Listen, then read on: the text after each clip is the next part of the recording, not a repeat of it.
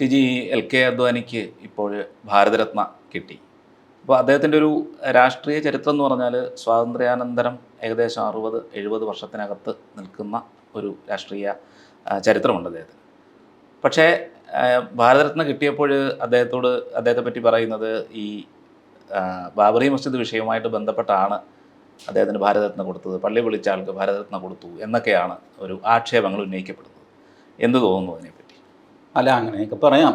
പള്ളി പൊളിച്ച ആളാണ്, ജയിലിൽ കിടന്ന ആളാണ്, തല്ലുകൊണ്ട ആളാണ്, ഇതൊക്കെയാണ് അദ്വാനി. പള്ളി പൊളിക്കാൻ ഫിസിക്കലി കൂടിയിട്ടില്ല, പക്ഷേ ആ സ്ഥലത്ത് ഉണ്ടായിരുന്നു. അതിൻ്റെ ഗൂഢാലോചന കേസും ഉണ്ടായിരുന്നു. ആ കേസ് സുപ്രീം കോടതി വരെ പോയി. സുപ്രീം കോടതി കണ്ടെത്തിയത് അദ്ദേഹം പൊളിക്കരുതെന്ന് നിർദ്ദേശം കൊടുക്കുന്നതായിട്ടാണ്. അതിൻ്റെയൊക്കെ വീഡിയോ ഒക്കെ ഉണ്ടെന്നിരുന്നു. അത്ര വലിയ പഴയതൊന്നുമല്ല, അതൊരു വലിയ വിഷയമല്ല. ബട്ട് ഇൻ പ്രിൻസിപ്പിൾ അത് പൊളിക്കാൻ കൂട്ടുനിന്ന ആളാണ് എന്നൊക്കെ പറയാം. കാരണം അതിൻ്റെ അജിറ്റേഷൻ ഒരു വേറൊരു ലെവലിലേക്ക് കൊണ്ടുപോയത് എൽ കെ അദ്വാനി. ഇപ്പോൾ എൽ കെ അദ്വാനിയെ സ്മരിക്കുമ്പോൾ അദ്ദേഹം കറാച്ചിയിൽ ജനിച്ചു, പാർട്ടീഷൻ്റെ സമയത്ത് ഇന്ത്യയിൽ വന്നു, 51-ൽ ഇങ്ങനെ ചെയ്തു, 52-ൽ ചെയ്തു, 53-ലായി എന്നൊക്കെ പറഞ്ഞ് നമുക്ക് 110 കാര്യങ്ങൾ പറയാനുണ്ടാവും. ബട്ട് അദ്ദേഹത്തിൻ്റെ ഇന്ത്യൻ പൊളിറ്റിക്സിൽ അദ്ദേഹത്തിൻ്റെ സംഭാവന എന്താണ് തിരിഞ്ഞു നോക്കുന്നു? അത് കൾച്ചറൽ നാഷണലിസം എന്നുള്ള വാക്കാണ്. അത് ഇംഗ്ലീഷിൽ RSS പറയാൻ ഉദ്ദേശിച്ച കാര്യം ഇംഗ്ലീഷിൽ ബൈ ആൻഡ് ലാർജ് മുഴുവൻ അർത്ഥവും വരുന്നില്ല, എന്നാലും അത് ഒരു വേർഡ് അതിനു വേണ്ടി കോയിൻ ചെയ്തത് അദ്വാനിയാണ്. അതാണ് കൾച്ചറൽ നാഷണലിസം. അതായത് ഹിന്ദു ആര് എന്നുള്ള ചോദ്യത്തിന് ആർക്കും കൃത്യമായ ഉത്തരവില്ലല്ലോ. ആരല്ല ഹിന്ദു എന്നാണ് അംബേദ്കർ പോലും പല ആക്റ്റുകളിലൊക്കെ, ഹിന്ദു മാരേജസ് ആക്ട് ഇതുപോലെയൊക്കെയുള്ള ആക്ട് ഉണ്ടല്ലോ, അതിലാരാണ് ഹിന്ദു എന്ന് പറയേണ്ടി വരും. അതിൽ പോലും ആരല്ല ഹിന്ദു എന്നാണ് പറഞ്ഞിരിക്കുന്നത്. ആരാണ് ഹിന്ദു എന്ന് പറഞ്ഞിട്ടില്ല. ഹിന്ദുവിനെ നിർവചിക്കാൻ ആർക്കും സാധിക്കുന്നില്ല. അപ്പോൾ RSS പറയുന്നത് ഈ ദേശത്ത് ജനിച്ചവർ, ഈ ദേശത്തോട് കൂറുള്ളവർ, അവരാണ് ഹിന്ദുക്കൾ. അവരുടെ പൊതു സ്വഭാവമാണ് ഹിന്ദു സ്വഭാവം. അത് നേരത്തെ മുതലേ അങ്ങനെ വിളിച്ചുകൊണ്ടിരുന്നു. എന്നാൽ ഹിന്ദു എന്നുള്ള വാക്ക് വേദങ്ങളിലില്ല, പുരാണങ്ങളിലില്ല, ഉപനിഷത്തിലില്ല, ഉണ്ടാവില്ല. എപ്പോഴും നമുക്കൊരു പേരിടുന്നത് മറ്റുള്ളവരാണ്.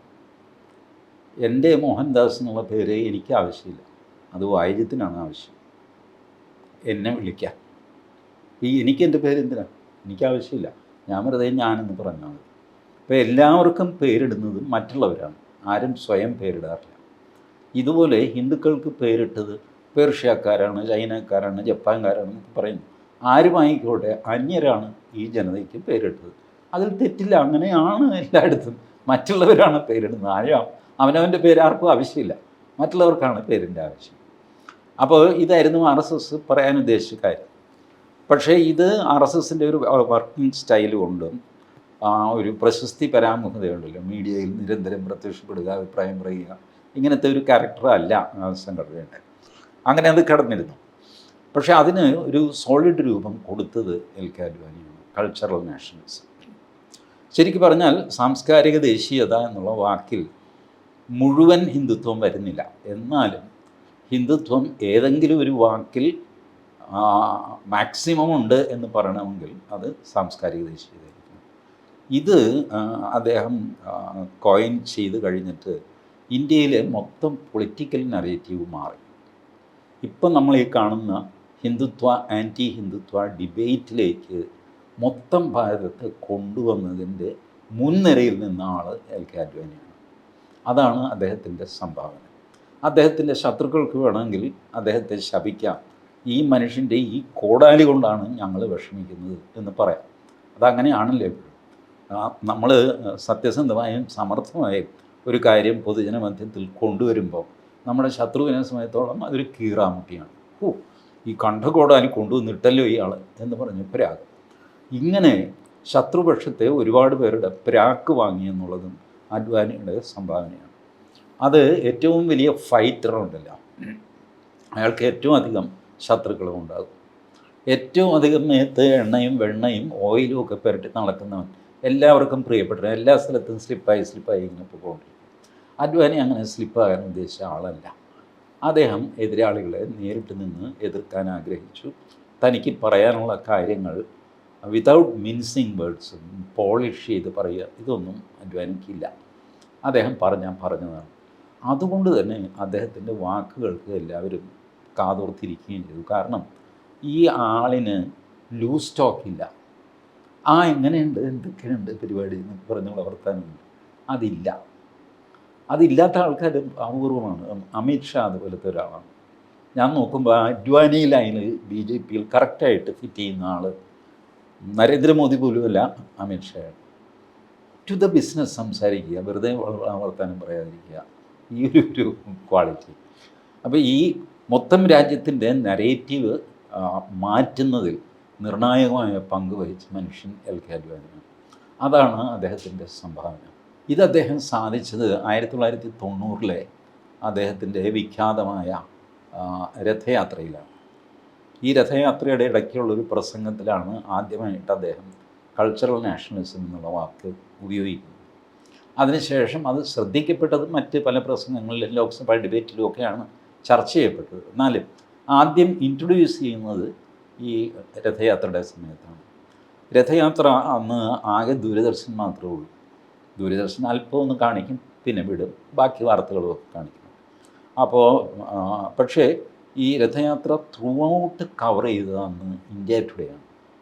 ഇന്ത്യ ടുഡേ അന്ന് വീക്കിലി കൂടാതെ ബൈ വീക്കിലി വീഡിയോ കാസറ്റ് ഇറക്കും.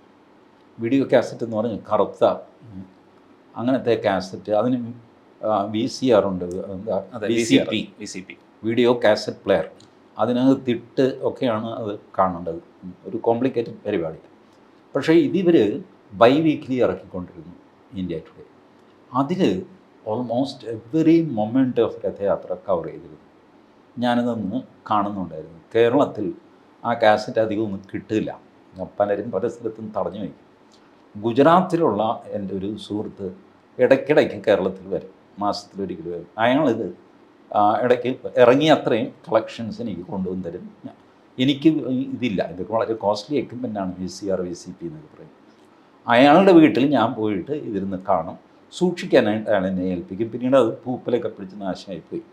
അപ്പോൾ ഇതിലാണ് ഞാൻ ആദ്യമായിട്ട് ഈ കൾച്ചറൽ നാഷണലിസം എന്നുള്ള വാക്ക് കേൾക്കുന്നത്. കാലം അങ്ങനെ കടന്നുപോയി. നിർഭാഗ്യവശാൽ അദ്ദേഹത്തിൻ്റെ പേരിൽ ജെയിൻ ഹവാല കേസും. ജെയിൻ ഹവാല കേസ് എന്ന് വെച്ചാൽ എന്താ? ജെയിൻ ബ്രദേഴ്സ് എന്ന വലിയ ബിസിനസ്സുകാർ, BIW അങ്ങനെ ഒരു കമ്പനിയൊക്കെ നടത്തിക്കൊണ്ട് വലിയ പണക്കാർ ബിസിനസ്സുകാരാണ്. അവർ ടെറർ ഫണ്ടിങ് നടത്തി എന്ന് പറഞ്ഞുകൊണ്ട് CBIയുടെ ഒരു കേസ്. ആ കേസ് അന്വേഷിച്ചിട്ട് ഇവർ ജെയിൻ ബ്രദേഴ്സിൻ്റെ ഡയറി റെയ്ഡ് ചെയ്ത് പിടിച്ചു. ആ ഡയറിയിൽ LKA 35 എന്നോ മറ്റോ എഴുതിയിരുന്നു. ഇപ്പം നമ്മുടെ കരിമണൽ ഇതിൽ പറയുന്നില്ലേ, PV 20 RC 30 ഇതുപോലത്തെ ഒരു സാധനം. അപ്പോൾ ഈ ഡയറി കണ്ടുപിടിച്ചു. ഡയറിയിൽ LK അഡ്വാനി 35 ലക്ഷം രൂപ വാങ്ങി എന്നൊക്കെ പറഞ്ഞു വാൻ ബഹളം. ഇവർ അഡ്വാനിയെ കൂടെ പ്രതിയാക്കുകയും ചെയ്തു കേസിൽ. അഡ്വാനിയുണ്ട്, നമ്മുടെ ഡൽഹിയിലുണ്ടായിരുന്ന മദൻലാൽ ഖുറാന, അദ്ദേഹം മുഖ്യമന്ത്രിയാണ്, അദ്ദേഹത്തിൻ്റെ പേരുകൊണ്ട് ഈ ഡയറി. അപ്പം അന്ന് കലാകൗമുദിയിൽ MP നാരായണപിള്ള ലേഖനം എഴുതുന്ന കാലമാണ്. ആഴ്ചയിലൊരു ലേഖനം വെച്ചൊരു കോളമുണ്ട് അദ്ദേഹത്തിന്. അപ്പം നാരായണപിള്ള പറഞ്ഞു, ഈ AK ആൻ്റണി മുഖ്യമന്ത്രിയാണെന്ന്. AK ആൻ്റണി ബോംബെ വഴിക്കാണ് ഡൽഹിയിൽ പോകുന്നത്. അന്ന് ഡയറക്റ്റ് ട്രിവാൻഡ്രം ഡൽഹി ഫ്ലൈറ്റില്ല, ട്രിവാൻഡ്രം മുംബൈ ഡൽഹി. ഇദ്ദേഹം ബോംബെയിൽ വരുന്ന ദിവസം എനിക്കറിയാം, ഒരു 10-ാം തീയതിയാണെന്ന് വയ്ക്കുക. എൻ്റെ 10-ാം തീയതി ഡയറിയിൽ ഞാൻ AKA 25 എന്ന് എഴുതി കഴിഞ്ഞാൽ AK ആൻ്റണി എൻ്റെ ഇന്ന് 25 ലക്ഷം രൂപ മേടിച്ചൊന്നാകുമോ? ഇതാണ് നാരായണപിള്ളയുടെ ചോദ്യം. അതുകൊണ്ട് ഇത് നോൺസെൻസാണ് ഇന്ത്യൻ പൊളിറ്റിക്സിൽ. എന്തുമായിക്കോട്ടെ, അഡ്വാനി ഇത് വന്ന പാടെ, പ്രതിയായ പാടെ ലോക്സഭയിൽ നിന്ന് രാജിവെച്ചു. ഇനി കോടതി അക്വിറ്റ് ചെയ്യുന്നവരെ ഞാനിങ്ങോട്ടില്ല എന്ന് പറഞ്ഞു. മദൻലാൽ ഖുറാന രാജിവെച്ചു. മദൻലാൽ ഖുറാനയ്ക്ക് പകരം സാഹിബ് സിംഗ് വർമ്മ വന്നു. ഈ കേസ് ഇഷ്യൂ ആയി പോയി. എവിടെയെങ്കിലും ഒരാൾ എഴുതി വെച്ച് എന്താണ് എന്നൊക്കെ ചോദിച്ച് സുപ്രീം കോടതി വരെ പോയി, അതങ്ങ് തള്ളിപ്പോയി. 3-4 വർഷം അവർക്ക് നഷ്ടപ്പെട്ടു. മദൻലാൽ ഖുറാന തിരിച്ച് മുഖ്യമന്ത്രിയാകാൻ നോക്കിയപ്പോൾ സാഹിബ് സിംഗ് വർമ്മ ഇറങ്ങിക്കൊടുത്തില്ല. അങ്ങനെയാണ് അവർ തമ്മിലുള്ള യുദ്ധം ഡൽഹിയിൽ തുടങ്ങുന്നത്. അവസാനം അത് 98 വരെ യുദ്ധം തുടർന്നു. തോറ്റ് തരിപ്പണമായി ഇന്ന് വരെ അതിന് ശേഷം ബി ജെ പിക്ക് ഡൽഹി മിനിസ്റ്റർ കിട്ടിയിട്ടില്ല.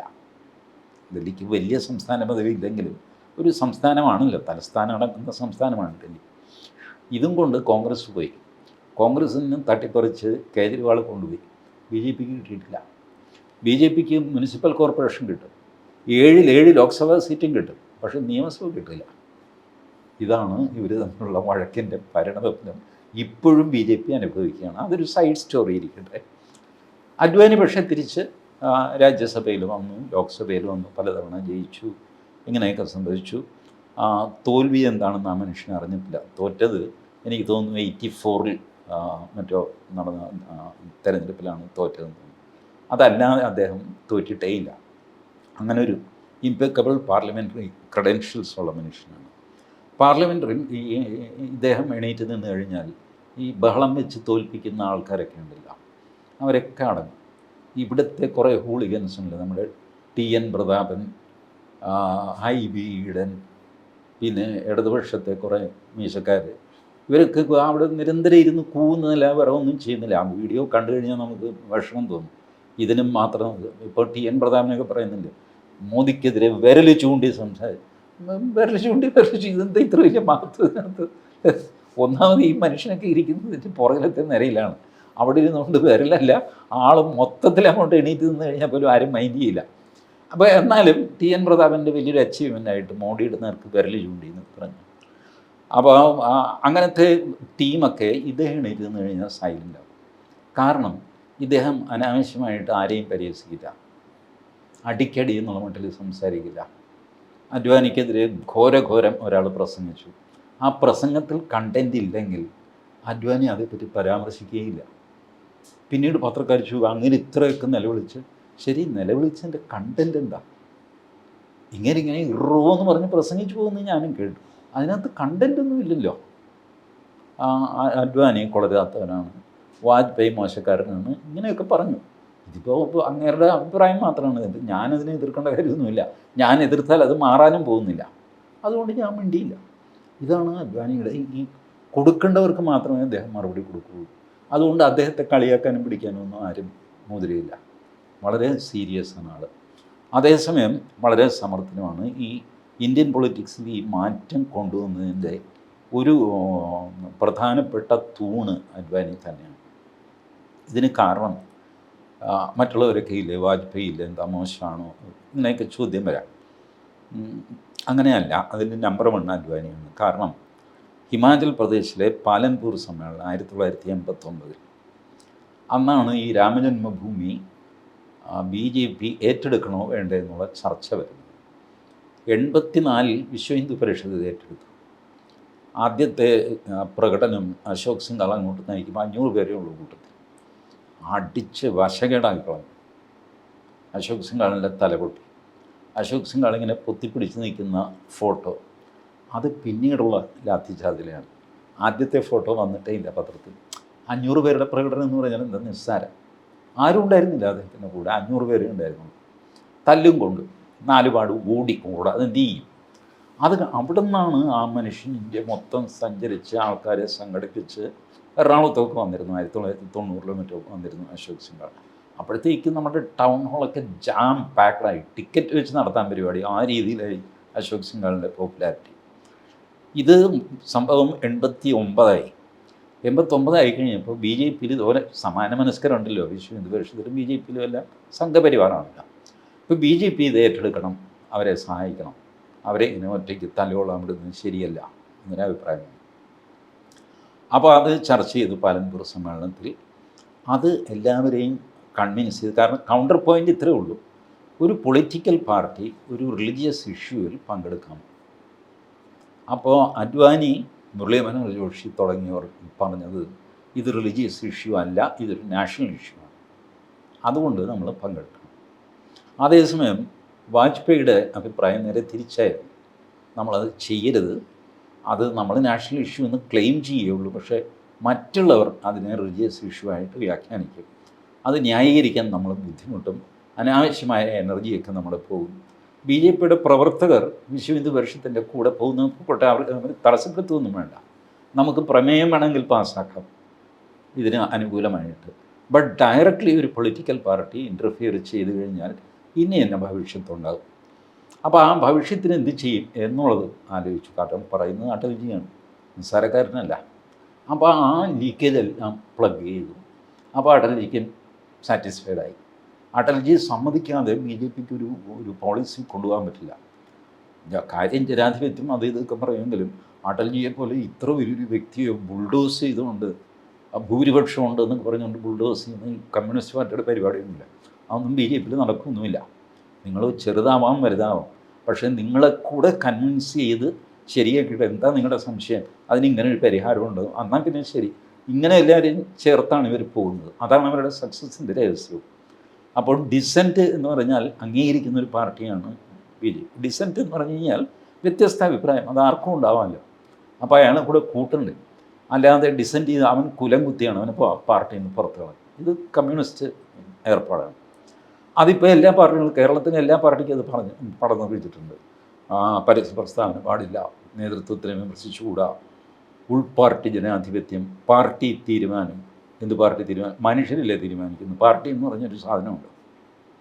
10 പേര് കൂടി ഒരു കമ്മിറ്റിയാണ് ഇത് തീരുമാനിക്കുന്നത്. പക്ഷേ അതിന് പാർട്ടി എന്ന് പറഞ്ഞ ആകാശത്തിന് ഇങ്ങനെ ഒരു സാധനം ഉണ്ടാക്കി. ഇപ്പോൾ കോൺഗ്രസ്സുകാരും പാർട്ടി തീരുമാനം, ബി ജെ പിയോട് ചോദിച്ചു കഴിഞ്ഞാൽ പാർട്ടി തീരുമാനം വരട്ടെ എന്ന്. ഇത് പാർട്ടി തീരുമാനം, സംസ്ഥാന കമ്മിറ്റി കൂടാറുണ്ട്, അതിൽ തീരുമാനം ഉണ്ടാകും എന്ന് പറഞ്ഞാൽ മതി. അതിപ്പോൾ പാർട്ടി എന്നുള്ള വാക്ക് പോയി. ഇതൊക്കെ ഇപ്പോൾ ഇവിടെ ഈ ഇടതുപക്ഷത്തിൻ്റെ സ്വാധീനം കൊണ്ട് സംഭവിച്ചതാണ്. ഒറിജിനലി അങ്ങനെയൊന്നുമില്ല, ഇപ്പോഴും ഇല്ല. അപ്പോൾ അങ്ങനെ അടൽജിയെ സാറ്റിസ്ഫൈ ചെയ്തിട്ട് ഈ തീരുമാനം എടുത്ത് രാമജന്മഭൂമിയിലേക്ക് ചാടാൻ തീരുമാനിച്ചു. അപ്പോൾ അടൽജിക്ക് ആരോഗ്യ പ്രശ്നങ്ങളുണ്ട്. ഇപ്പോഴല്ല, എത്രയോ വർഷമായിട്ട്, അന്നും ഒക്കെ ഉണ്ട് ഈ നടുവിന് പിടുത്തം. അതുകൊണ്ട് ലോക്സഭയിലൊക്കെ ചാടി എണീക്കാൻ പോകുമ്പോൾ നടുവിൽ ഇരിക്കും. പിന്നെ നമ്മുടെ ഇങ്ങനെയുണ്ട്, മധ്യപ്രദേശിൽ നിന്ന് അന്ന് ജയിച്ചു വന്നു, മരിച്ചു കഴിഞ്ഞാൽ മൊറേനയിൽ നിന്ന് ജയിച്ചുകൊണ്ട് വന്ന ഹുക്കും ചന്ദ് കച്വായ്, ഷെഡ്യൂൾ ട്രൈബ് സീറ്റാണ്. ഇപ്പോൾ ഹുക്കും ചന്ദ് കച്വായ് വലിയൊരു മനുഷ്യനാണ്, അസാമാന്യമായ തടിയും ഇതുമൊക്കെ ആയിട്ട്. ഈ കച്വായ് തൊട്ട് പുറകിലിരിക്കുക അടൽജിയുടെ ഈ നടുവിനെ പിടിച്ച് കഴിയുമ്പോൾ ഇയാളൊന്ന് പൊക്കി വീണ്ടും ഇട്ടോന്ന് പറഞ്ഞ് എത്തി ഒക്കെ ശരിയാക്കി. ഇപ്പം ശരിയായി, കുഴപ്പമില്ല. ഇത് നല്ല രസമായിരുന്നു ആ കോമ്പിനേഷൻ. കച്വായ് ഈ സോഫിസ്റ്റിക്കേറ്റഡ് പ്രസംഗത്തിനോ കവിതയൊന്നും കച്വായിക്ക് പിടിയൊന്നുമില്ല.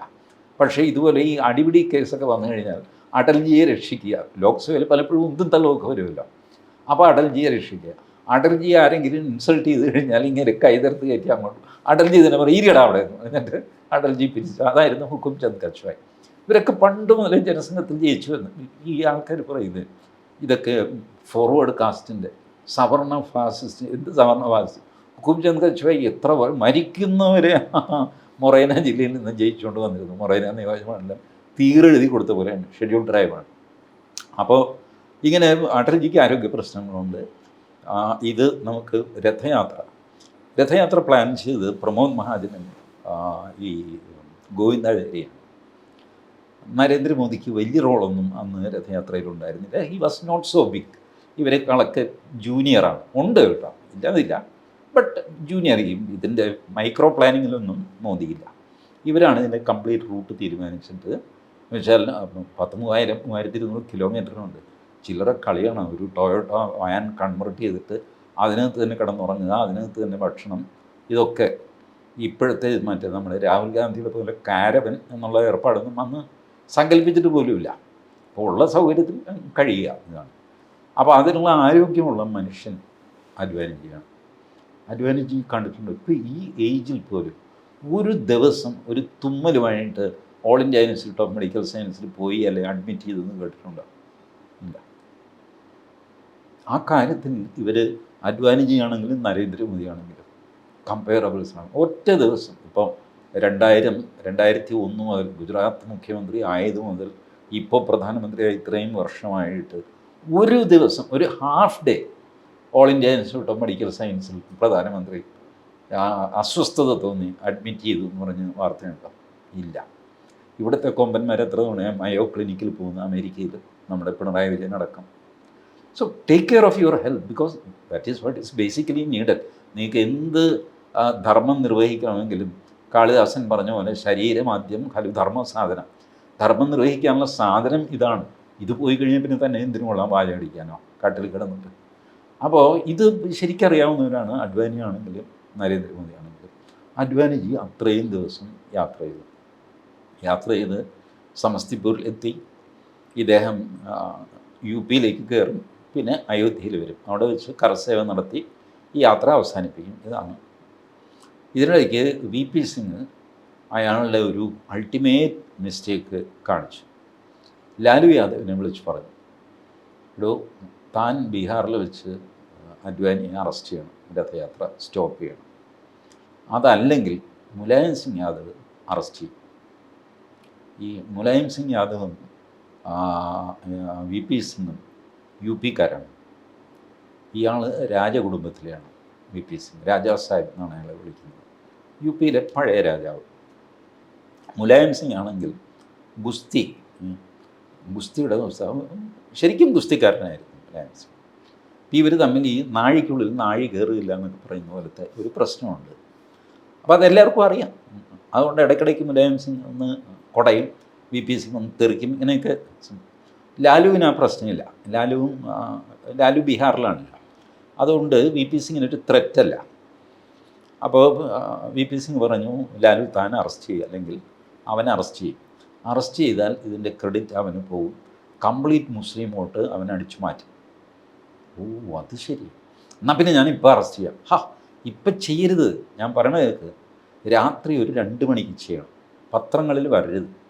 2 മണി എന്ന് പറയുമ്പോൾ പത്രങ്ങൾ മുഴുവൻ അച്ചടിച്ച് തീരും. രാത്രി 2 മണിക്ക് അറസ്റ്റ് ചെയ്യുക. അപ്പോൾ അതിൻ്റെയും അടുത്ത ദിവസം പത്രങ്ങളിലേ വരുള്ളൂ. അന്ന് ഈ ടി വി എന്ന് പറഞ്ഞാൽ ദൂരദർശൻ മാത്രമേ ഉള്ളൂ. അറസ്റ്റ് ചെയ്തു എന്നൊക്കെയുള്ള വാർത്ത അവർ കൊടുക്കണമെങ്കിൽ രാവിലെ അന്ന് ദൂരദർശൻ തുടങ്ങുന്നത് തന്നെ 9 മണിക്ക് മറ്റാണ്. ഈ 9 മണിയുടെ വാർത്താ ബുള്ളറ്റിനിൽ ഇത് വരുള്ളൂ. 9 മണി എന്ന് പറയുമ്പോൾ പള്ളിക്കൂടത്തിൽ പോകാനുള്ള തിരക്ക്, ഓഫീസിൽ പോകാനുള്ള തിരക്കൊക്കെ ആയിട്ട് ആരും ടി വി കാണുന്നില്ല. ചുരുക്കി പറഞ്ഞാൽ ഉച്ചയാകും ഈ സാധനങ്ങൾ. മൊബൈൽ ഫോണുണ്ടോ? ഇല്ല. ലാൻഡ് ഫോണിൽ ആരെയൊക്കെ അറിയിക്കും. അപ്പോൾ ഈ വാർത്ത വളരെ സ്ലോ ആയിട്ട് പരക്കുള്ളൂ. ഇതാണ് വി പി സിംഗിൻ്റെ തന്ത്രം. ശരി എന്നൊക്കെ പറയും. എന്നിട്ട് പോലീസിന് നിർദ്ദേശം കൊടുത്തു, ഞാൻ ഉറങ്ങാൻ പോവാണ്, രാത്രി 2 മണിക്ക് കാർന്നവരെ വിളിച്ചെണീപ്പിച്ച് അറസ്റ്റ് ചെയ്യണം. അയ്യോ സാർ, രാത്രി 2 മണിക്ക് നേരം എടുത്തു, ഞാൻ പറയുന്ന പോലെ കേട്ടാൽ മതി. ശരി. ഇവർ ഈ ലാലുവിൻ്റെ കൂടെയുള്ള പോലീസുകാർ തന്നെ ഇത് പത്രങ്ങൾക്ക് ചോർത്തി കൊടുത്തു. 2 മണിക്ക് അറസ്റ്റ് നടക്കുന്നു. പത്രങ്ങൾ എന്ത് ചെയ്തു? അവരുടെ പ്രിൻറ്റിങ് ഒന്ന് ഡിലേ ചെയ്തു, ഇച്ചിരി താമസിച്ചു. എല്ലാ പത്രങ്ങൾക്കും വിവരം കിട്ടി. എല്ലാ പത്രങ്ങളും താമസിച്ചടിച്ചു. അറസ്റ്റ് ചെയ്തു, ടപ്പെന്ന് പറഞ്ഞ് വയർലെസ് മെസ്സേജ് വന്നു, ടെലിപ്രിൻ്റർ മെസ്സേജ് വന്നു, ടെറന്ന്. ബാക്കിയെല്ലാം റെഡിയായിരിക്കുക, പ്രിൻറ്റിങ് മാത്രം മതി. ഹെഡ്ലൈൻ അനുസരിച്ച് രാവിലെ എല്ലാവരും ഈ സാധനം കണ്ടു. ഇങ്ങനെ അറസ്റ്റ് ചെയ്യപ്പെട്ടു വന്നു. അങ്ങനെ വി പി സിംഗിൻ്റെ ആ പരിപാടി പൊളിഞ്ഞു. പരസ്യം കൊടുക്കാതെ അറസ്റ്റ് ചെയ്യുക എന്നുള്ളത് പൊളിഞ്ഞു. ബട്ട് രഥയാത്ര അവിടെ വെച്ച് തടയപ്പെട്ടു. അന്ന് തന്നെ ഡൽഹിയിൽ ബി ജെ പിയുടെ പാർലമെൻ്ററി പാർട്ടി കൂടിയിട്ട് വി പി സിംഗിൻ്റെ പിന്തുണ പിൻവലിച്ചു. വി പി സിംഗ് താഴെ വീണിട്ട് പുള്ളി സമ്മതിച്ചില്ല. പുള്ളി പ്രസിഡൻറ്റിനോട് പറഞ്ഞു, എനിക്ക് തോന്നുന്നു വെങ്കട്ടരാമനായിരുന്നു പ്രസിഡൻറ്റ്, വെങ്കട്ടരാമനോട് പറഞ്ഞു, ഞാൻ വിശ്വാസ വോട്ട് തെളിയിക്കാൻ പോവാണ് ലോക്സഭയിൽ. തനിക്കില്ല, നമ്പേഴ്സില്ല, അതെനിക്ക് എങ്ങനെ തെളിയിക്കാൻ പോകുന്നു? അതൊന്നുമല്ല, ഞാനത് തെളിയിക്കും, എനിക്ക് സമയം തന്നാൽ മതി. നവംബർ 7 അങ്ങനെ എന്തോ സമയം ചോദിച്ചു. എന്നിട്ട് ഇയാൾ ദൂരദർശനിൽ വലിയ അനൗൺസ്മെൻ്റൊക്കെ നടത്തി.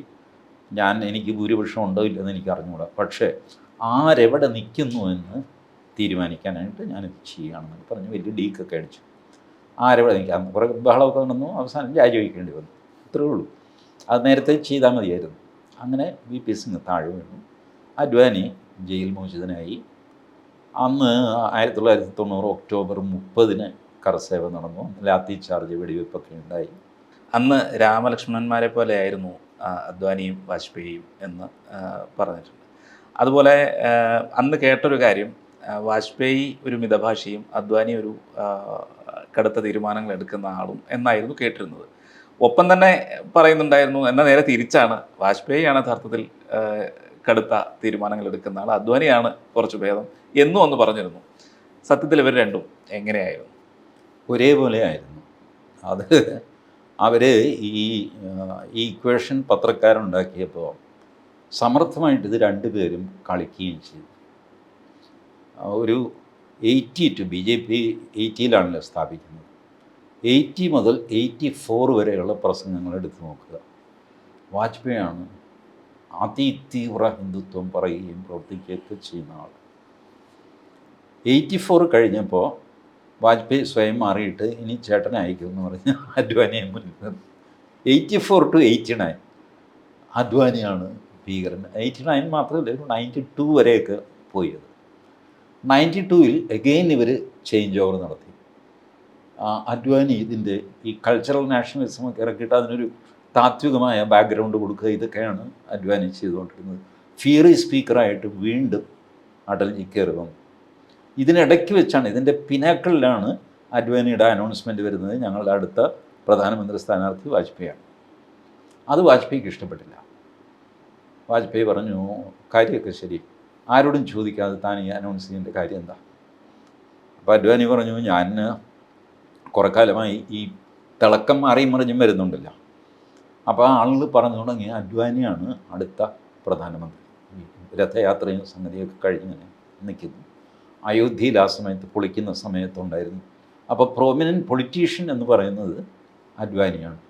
പക്ഷേ ഡൽഹി ഫോർട്ട് BJPയുടെ കോട്ടക്കാവൽ നിന്നത് വാജ്പേയിയാണ്. വാജ്പേയി എന്ന് ഡൽഹിയിൽ നിരാഹാരം ഇരിക്കുകയും ഭയങ്കര പെർഫോമൻസ് ആയിരുന്നു വാജ്പേയിയുടെ.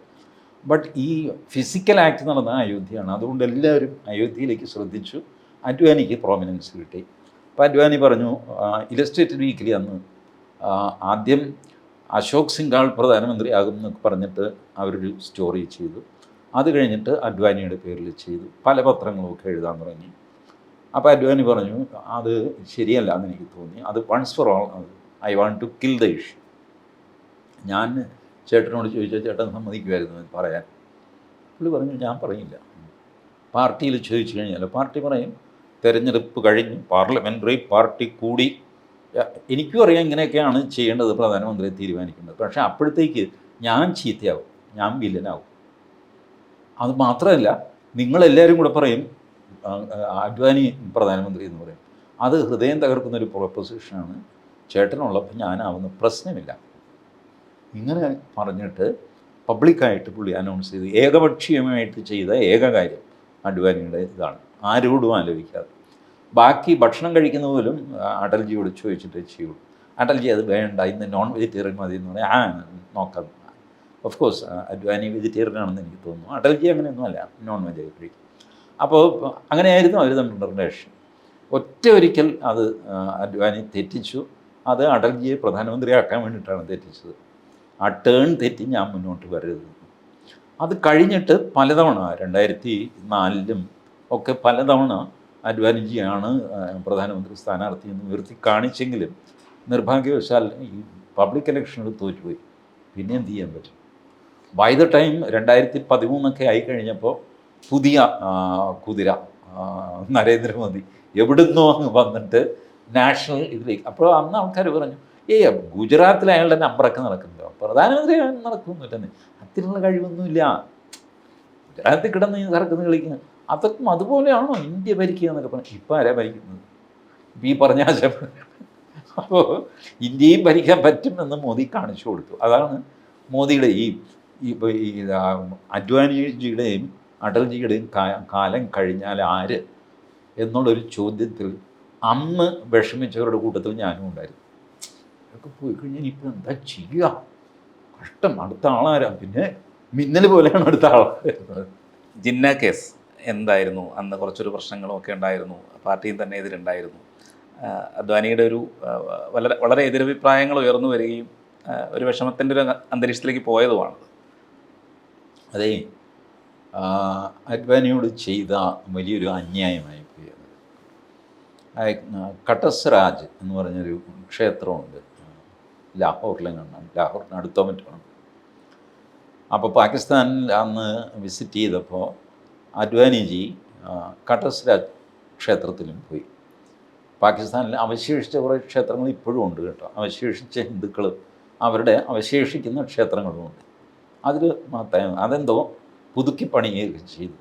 അതിൻ്റെ അവിടെ അദ്വാനിജി പോയി. അവിടുത്തെ ഡയറിയിലാണ് അദ്ദേഹം എഴുതുന്നത്. ഈ ജിന്ന ആഫ്റ്റർ ഓൾ സെക്യുലർ ആയിരുന്നു. ആ പാതയിൽ പാകിസ്ഥാൻ മുന്നേറണം, ഇങ്ങനെ എന്തോ എഴുതി. അദ്ദേഹം തിരിച്ചിവിടെ വരുന്നതിന് മുമ്പ് ഇവിടെ വിവാദം തുടങ്ങിക്കഴിഞ്ഞു. ജിന്ന സെക്യുലർ ആണെന്ന് അഡ്വാനിജി പറഞ്ഞു എന്ന് മാത്രമല്ല എഴുതി. അത് ശരിയുമാണ്. പക്ഷെ അന്ന് അദ്ദേഹത്തിന് വിശദീകരിക്കാൻ പോലും സമയം കൊടുക്കാതെ കൂട്ടത്തിലുള്ളവർ പോലും അദ്ദേഹത്തെ തള്ളിപ്പറഞ്ഞു. അദ്ദേഹം പാകിസ്ഥാനിൽ നിന്ന് ഡൽഹിയിൽ വന്നിറങ്ങിയപ്പോൾ നല്ല ഫൈറ്റിംഗ് മൂഡിലാണ്. ഞാൻ ടി വിയിൽ അത് കാണുന്നു. ഈ ഉത്തരേന്ത്യൻ പാളത്താറൊക്കെ കൊടുത്ത് സ്വന്തം ജുബയൊക്കെ ആയിട്ട് ഒരു ബീമിങ് ഫേസ് ആയിരുന്നു. I have not done anything wrong. അത് ആ പ്രസംഗം എൻ്റെ കയ്യിലുണ്ട്, ജിന്നയുടെ പ്രസംഗം. ഫേമസ് സ്പീച്ചസ് എന്ന് പറഞ്ഞൊരു ബുക്കിൽ ജിന്നയുടെ ഈ പ്രസംഗമുണ്ട്. പാകിസ്ഥാന് സ്വാതന്ത്ര്യം കിട്ടിക്കഴിഞ്ഞിട്ട് പാകിസ്ഥാൻ പാർലമെൻറ്റിൽ ജിന്നയുടെ ആദ്യത്തെ പ്രസംഗത്തിൽ ജിന്ന പറഞ്ഞു, നമ്മളൊരുപാട് കമ്മ്യൂണൽ ഇഷ്യൂസൊക്കെ ഉയർത്തിക്കൊണ്ടുവന്നു, എന്തുമായിക്കോട്ടെ, പാർട്ടീഷൻ നടന്നു, ഇറ്റ് വാസ് പെയിൻഫുൾ, നമുക്കും നഷ്ടമുണ്ടായി, ഹിന്ദുക്കൾക്കും നഷ്ടമുണ്ടായി. ഇന്നു മുതൽ പാസ്റ്റ് ഈസ് പാസ്റ്റ്. ഇന്ന് നമ്മുടെ പാർലമെൻറ്റിൻ്റെ ആദ്യത്തെ സമ്മേളനമാണ്. നമ്മളെല്ലാവരും മനസ്സിൽ തീരുമാനിക്കണം, കഴിഞ്ഞത് കഴിഞ്ഞു. ഇനി അത് പറഞ്ഞും ചൊറിഞ്ഞും വഴക്കുണ്ടാക്കിയും ബഹളം വെച്ചും പോകാവുന്നതല്ല. പാകിസ്ഥാൻ ഒരു സെക്യുലർ സ്റ്റേറ്റ് ആയിരിക്കണം. എല്ലാ പൗരന്മാർക്കും ഒരേ അവകാശം കൊടുക്കണം, ഒരു ഡിസ്ക്രിമിനേഷൻ പാടില്ല എന്നൊക്കെ പറഞ്ഞിട്ട് ഉജ്ജ്വലമായ ഒരു സ്പീച്ചാണ് മുഹമ്മദ് അലി ജിന്നയുടെ. Speech is with me, I can show you. അങ്ങനെ അത് ചെയ്തതാണ്. കാരണം ഒരു നിമിഷം കഴിഞ്ഞപ്പോൾ ഈ ജിന്നയും എന്തൊക്കെ പറഞ്ഞു കഴിഞ്ഞാലും ഈ പാർട്ടീഷൻ വാസ് വെരി പെയിൻഫുൾ. അതിലെ ഇമോഷണൽ സ്ട്രെയിൻ വളരെ വലുതായിരുന്നു. നെഹ്റുവിന്, ഗാന്ധിക്ക്, പട്ടേലിന്, എല്ലാവർക്കും. ഈവൻ അഡ്വാനിജി അവിടെ നിന്ന് ഓടി വന്ന ആളും കൂടെയാണ്. എന്നിട്ടും ഈ ലാസ്റ്റ് മൊമെൻറ്റിൽ, അൾട്ടിമേറ്റ് മൊമെൻറ്റിൽ എത്തിക്കഴിഞ്ഞപ്പോൾ കഴിഞ്ഞല്ലോ, കിട്ടാനുള്ളത് കിട്ടി, വാങ്ങാനുള്ളത് വാങ്ങിച്ചു, ഇനി വഴക്ക് വേണ്ട എന്ന് പറയുന്ന രീതിയിൽ സെക്യുലർ എന്നുള്ള വാക്ക് തന്നെയാണ് ജിന്ന ഉപയോഗിച്ചിരിക്കുന്നത്. അത് പ്രസംഗിച്ചു. അപ്പോൾ അവരുടെ നാട്ടിൽ പോയപ്പോൾ അഡ്വാനിക്ക് ഇത് ഓർമ്മ വന്ന് കാണും. പഴയത് പോട്ടെ, ഇനിയെങ്കിലും സമാധാനമായിട്ട് തുടരാം എന്ന് പറഞ്ഞ മനുഷ്യനായിരുന്നു ഈ ജിന്ന. ആ വഴിയിലെങ്കിലും ഇവിടെ രാജ്യം പോകുന്നത് നന്നായിരിക്കില്ല, ഇനിയെങ്കിലും ഈ നമുക്ക് സമാധാനം കിട്ടാനായിട്ട് ചിലതൊക്കെ നഷ്ടപ്പെടുത്തേണ്ടി വരും.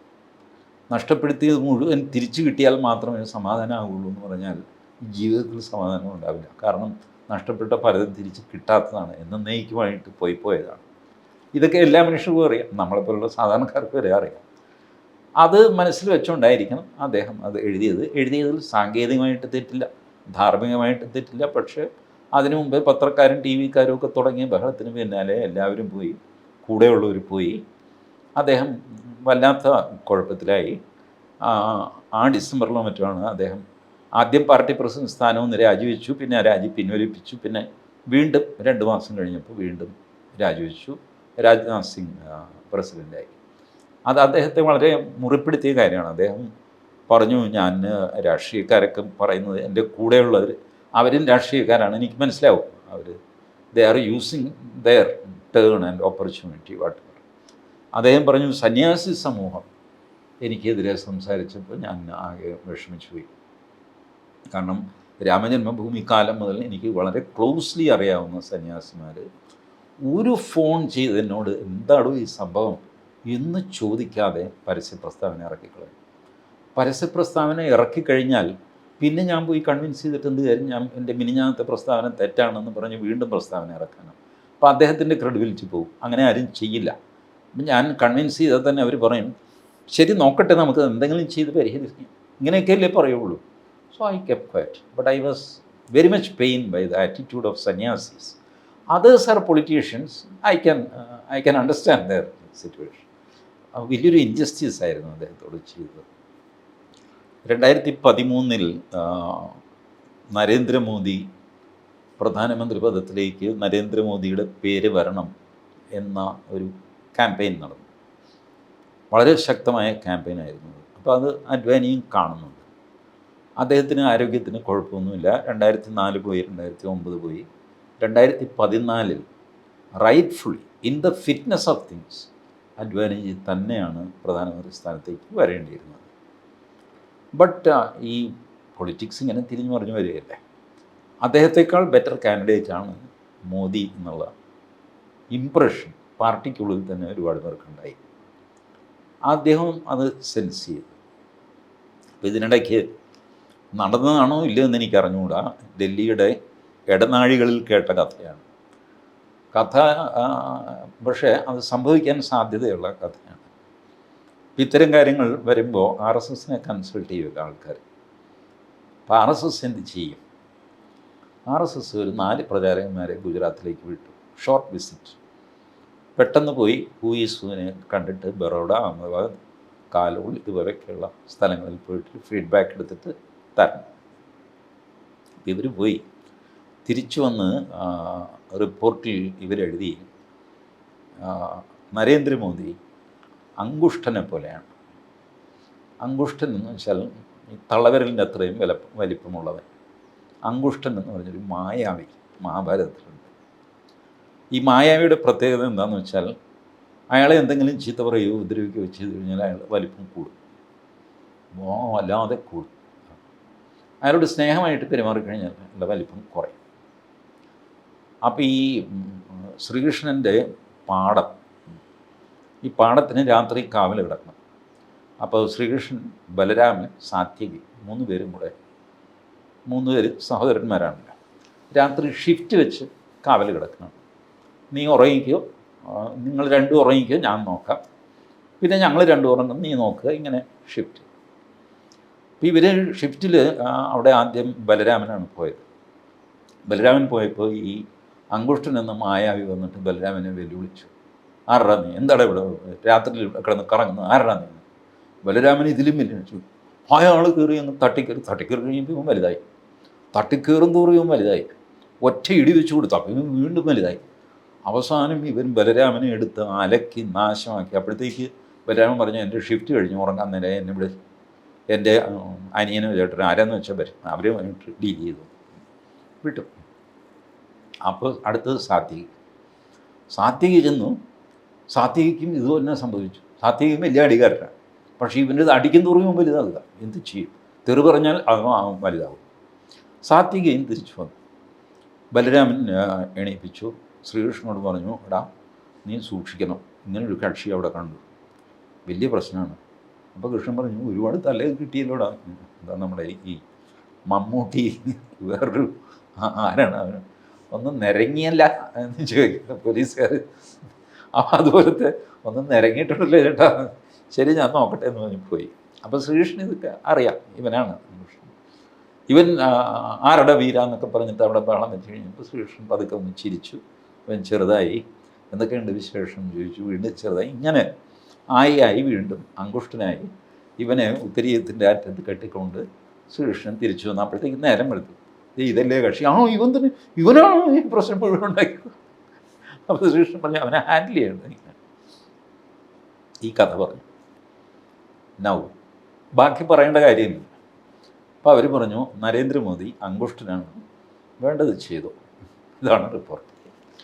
അപ്പം ഇത് സംഭവിച്ചോ ഇല്ലെന്ന് എനിക്ക് അറിഞ്ഞുകൂടാ കേട്ടോ. പക്ഷേ ഞാൻ കേട്ടിടത്തോളം എനിക്ക് ഇത് പറഞ്ഞു തന്ന സോഴ്സും ഒക്കെ നോക്കിയാൽ സംഭവിക്കാൻ സാധ്യതയുള്ള ഒരു കഥയാണ്. അങ്ങനെയാണ് നരേന്ദ്രമോദി സർവ്വസമ്മതനാകുന്നത്. അന്നും അഡ്വാനിജി സമ്മതിച്ചില്ല. അഡ്വാനിജി പാർട്ടിയുടെ പ്രാഥമിക അംഗത്വം പോലും രാജിവെച്ച് പ്രസിന് കൊടുത്തു. പിന്നെ ഒരുപാട് പെഴ്സ്യൂ ചെയ്തിട്ടാണ് അത് തിരിച്ചെടുത്തത്. അഡ്വാനിജിയുടെ ഒരു ദൗർബല്യമുണ്ട്. അദ്ദേഹത്തെ പറ്റി ആരെങ്കിലും നല്ലത് പറഞ്ഞാൽ കണ്ണ് നിറഞ്ഞ് ഒഴുകും. ഒരു പ്രത്യേക മാനസികാവസ്ഥയാണ്. കാരണം ജീവിതത്തിൽ കഷ്ടപ്പാടുകൾ മാത്രം നേരിട്ടൊരു മനുഷ്യൻ. പദവി അത് ഇതൊക്കെ പറയുമ്പോഴും അതിൻ്റെ ടെൻഷൻസ് അതിലും വലുതാണില്ല. അദ്ദേഹം BJP ജനസംഘത്തിലൊക്കെ ഇരുന്ന കാലത്ത് ഒരു അംഗീകാരവുമില്ലാതെ, അന്ന് KR മൽക്കാനി ഓർഗനൈസർ എഡിറ്ററാണ്. മൽക്കാനി കുറച്ച് മാറ്റർ അവിടെ നിന്ന് കൊണ്ടുവരും, തയ്യാറാക്കും. ബാക്കി അഡ്വാനി എഴുതി ഉണ്ടാക്കണം. അഡ്വാനി അത് ചെയ്യും. കൊണ്ടുപോയി പ്രിൻ്റ് ചെയ്യണം. ഡിസ്ട്രിബ്യൂട്ട് ചെയ്യുന്ന ആരാ? അഡ്വാനിയാണ്. സൈക്കിൾ കൊണ്ടുപോയി വീടാന്തരം ഓർഗനൈസർ ഇടുന്നത് LK അഡ്വാനിയാണ്. അപ്പോൾ എഴുതുന്ന LK അഡ്വാനി, പ്രിൻ്റ് ചെയ്യുന്ന LK അഡ്വാനി, ഡിസ്ട്രിബ്യൂട്ട് ചെയ്യുന്ന LK Advani, Organiser KR Malkani പത്രാധിപർ. ഇതുകൂടാതെ വാജ്പേയിക്ക് അവിടെ ഇവിടെയൊക്കെ പോകണം. വാജ്പേയി ഒരു മടിയനും ഉഴപ്പനും ഒക്കെയാണ്, തടിയനുമാണ്. ഇവിടെ എന്നെ ഒന്ന് കൊണ്ടുപോയി വിട്, കയറ്, വാജ്പേയി വെച്ച് സൈക്കിൾ ചവിട്ടി അവിടെ കൊണ്ടുപോയി ആക്കും. ഇങ്ങനെയൊക്കെ ജീവിച്ചൊരു മനുഷ്യൻ. പിന്നെ ചെറുപ്പത്തിൽ നാട് വിടേണ്ടി വന്ന മനുഷ്യൻ, അന്നായി അനുഭവിച്ച കഷ്ടപ്പാട്, ഇതൊക്കെ ചേർത്തിട്ട് ഒരു നല്ല വാക്കാരെങ്കിലും തന്നെ പറ്റി പറയുമ്പോൾ പെട്ടെന്ന് വികാരാധീനാകരുത്. കാരണം ചീത്ത മാത്രം കേട്ടിരിക്കുന്നു ജീവിതത്തിൽ. ഇത് ദൂരദർശനിലെ ഒരു ഇൻ്റർവ്യൂവിൽ ഇതുപോലെ അദ്വാനിയുമുണ്ട്, മകളുമുണ്ട്, പ്രതിമ അദ്വാനി. മകള് അച്ഛനെ പറ്റി ഒരു നല്ല വാക്ക് പറഞ്ഞു. അപ്പോൾ അദ്വാനിയുടെ കണ്ണ് നിറഞ്ഞു. ഇപ്പോൾ ഇൻ്റർവ്യൂ ചെയ്യുന്ന ആൾ ചോദിച്ചു, ഇതെന്താ ഇത്? അപ്പോൾ അദ്വാനി തന്നെ കൺഫ്യൂസ് ചെയ്തതാണ്, എനിക്ക് അങ്ങനെ ഒരു പ്രശ്നമുണ്ട്, എന്നെപ്പറ്റി നല്ലത് പറഞ്ഞാൽ എൻ്റെ കണ്ണ് നിറയും, നിങ്ങളെന്നെ ചീത്ത പറഞ്ഞാൽ എനിക്കൊന്നും സംഭവിക്കില്ല, ഞാൻ ചിരിച്ചുകൊണ്ടിരിക്കും, അതുകൊണ്ട് എന്നെപ്പറ്റി നല്ലത് പറയരുത്, വെറുതെ എന്നെ കരയിക്കണ്ട. മകൾ അദ്ദേഹത്തിൻ്റെ കവിളത്തിൽ ഇങ്ങനെ കൈവയ്ക്കുന്നത് അസാമാന്യമായി ഹാർട്ട് ടച്ചിങ് ഒരു ഇൻ്റർവ്യൂ ആയിരുന്നു അത്. അപ്പോൾ basically one of the finest human being politician India has ever seen, അതാണ് ലാൽകൃഷ്ണ അദ്വാനി.